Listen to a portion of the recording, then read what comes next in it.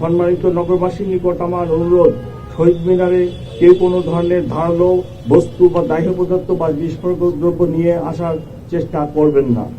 সবাই নির্দিষ্ট রুট অনুসরণ করে শহীদ মিনারে প্রবেশ করবেন এবং নির্দিষ্ট রুট অনুসরণ করে প্রস্থান করবেন। আপনারা শ্রদ্ধা নিবেদন শেষ হলে অন্যকে সুযোগ দিন এবং শৃঙ্খলা বজায় রাখুন।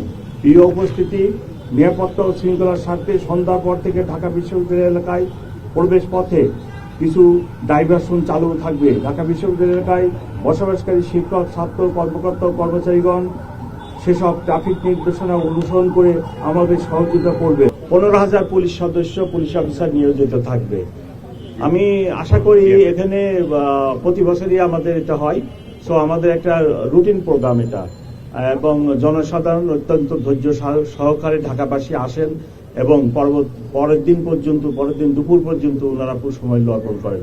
আমি আশা করি যে কোনো সমস্যা হবে না, এবং নিরাপত্তা ব্যবস্থা শুধু শহীদ মিনার কেন্দ্রিক হয় না, আমাদের নিরাপত্তা ব্যবস্থা পুরা ঢাকা শহর নিয়ে, এবং পুরা ঢাকা শহরকে আমরা সিকিউর রাখার জন্য সকল সময় চেষ্টা করি।